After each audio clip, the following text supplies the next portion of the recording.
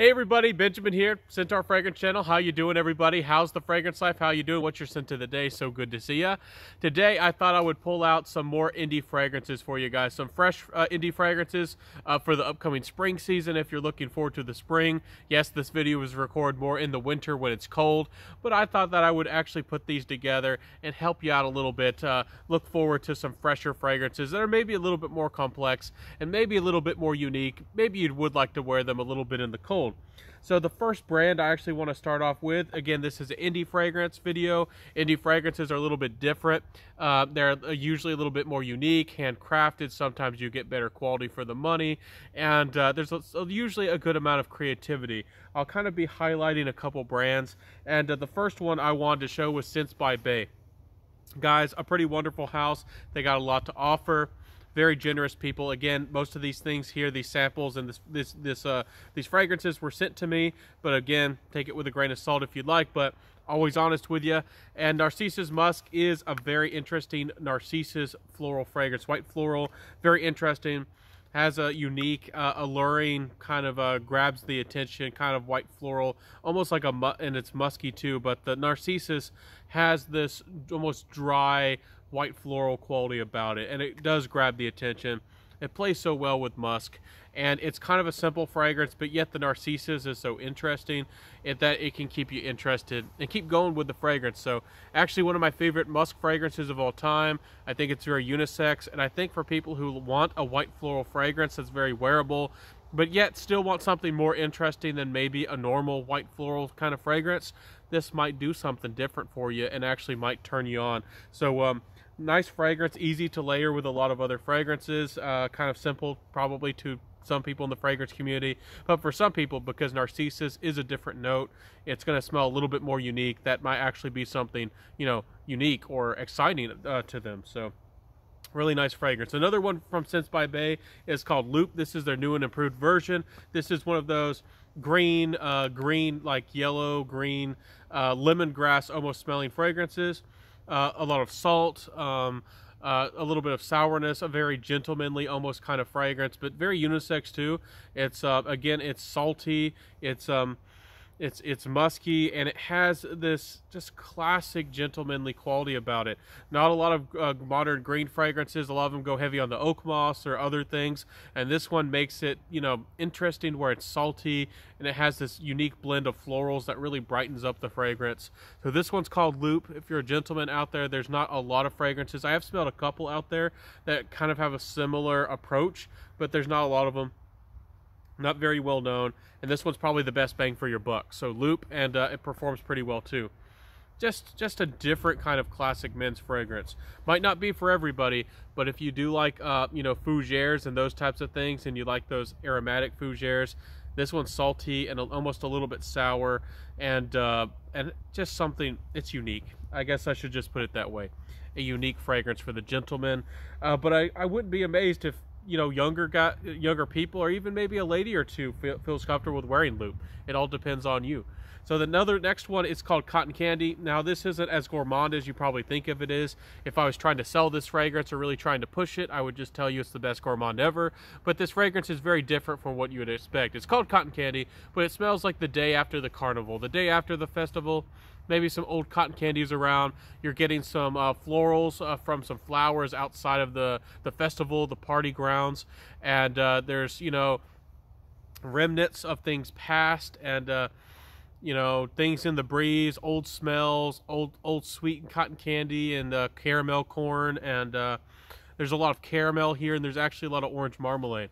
So this fragrance is very different from just cotton candy, but it does have this kind of rustic, it's not exactly earthy, it's not exactly balsamic or anything like that, but it has a little bit more depth and an age to it than you would expect.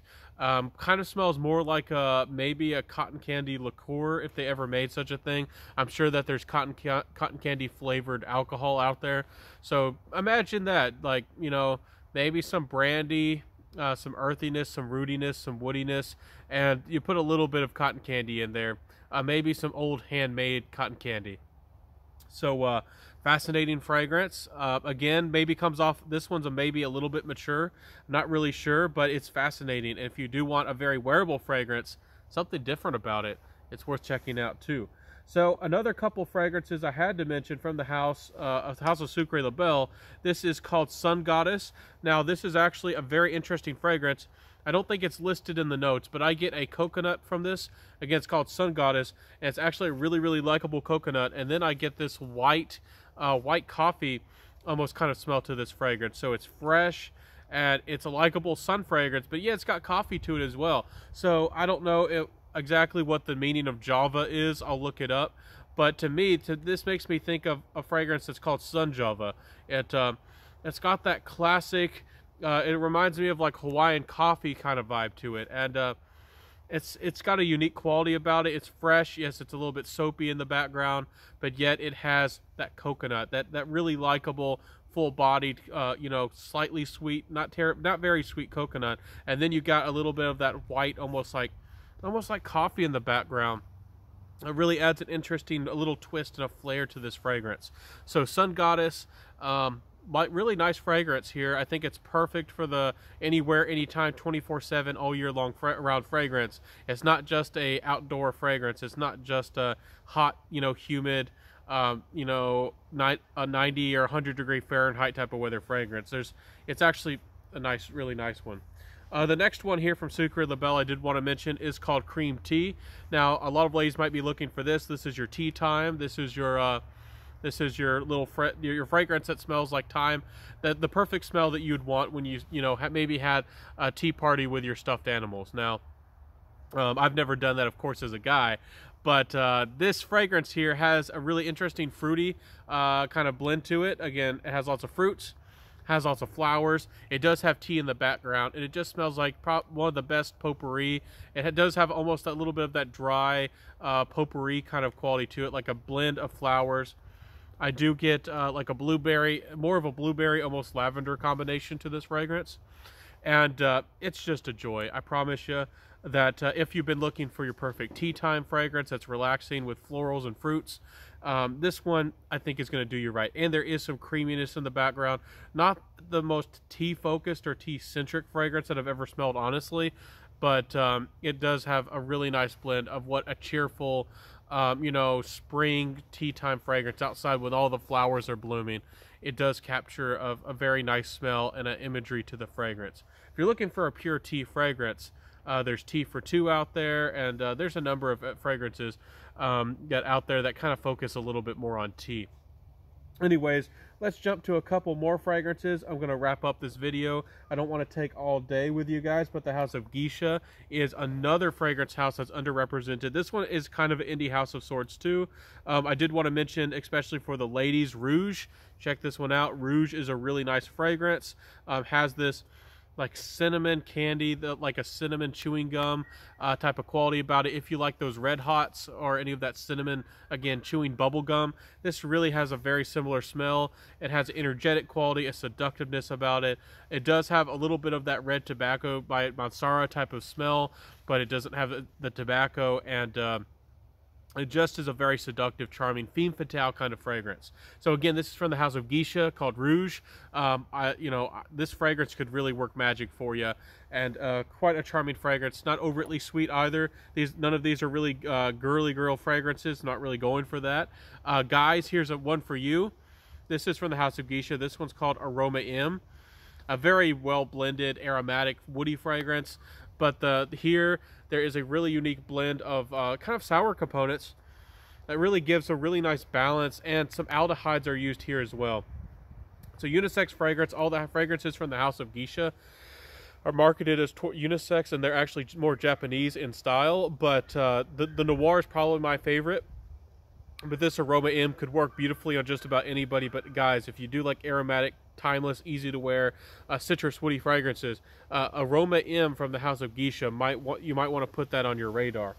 So guys, the next fragrance I wanted to show y'all real quick is Young Romantics. I think this is another indie fragrance that y'all need to check out, that needs to be on your radar. Has that Rouge kind of feel as well, sultry, sweet, timeless.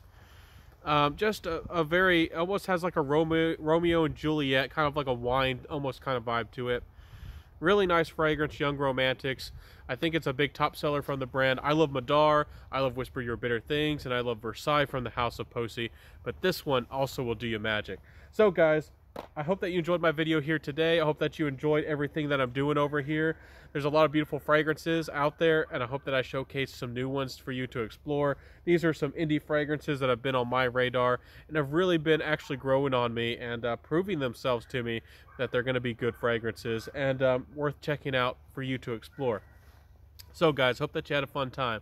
Check out these beautiful fragrances. Let me know in the comment section below, what's your favorite indie fragrance? What's your favorite hidden gem?